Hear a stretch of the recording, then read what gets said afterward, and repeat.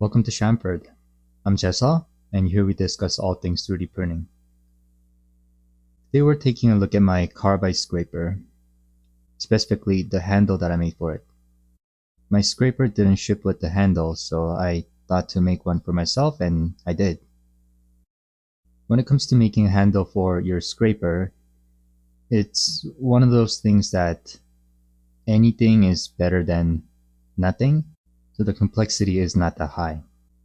It just needs to be somewhat comfortable to be able to apply downward pressure while you're dragging the blade across the surface you're scraping. So if you take a look at mine, it's roughly a rectangle with a couple of curves cut out and some rounded edges, and that's about it.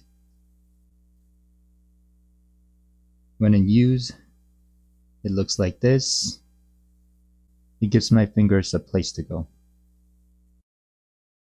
Initially, I thought about making it more spherical, like the one you see on a woodworking hand plane, but 3D printing a sphere is not exactly trivial. You either have to make the layer height really small or be ready to sand a whole bunch to make things look nice.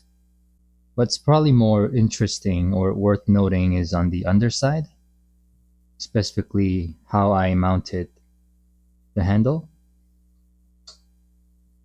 It's a standard M5 thread modeled into the underside of the handle.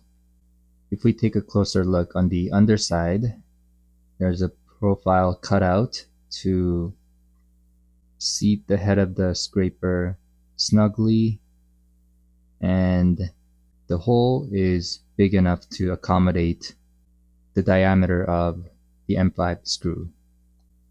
If you've noticed, the shape of the hole is not exactly round or a perfect circle, and that's because I offset the center of the hole a little bit towards the blade and enlarge the hole little by little to achieve a very snug fit.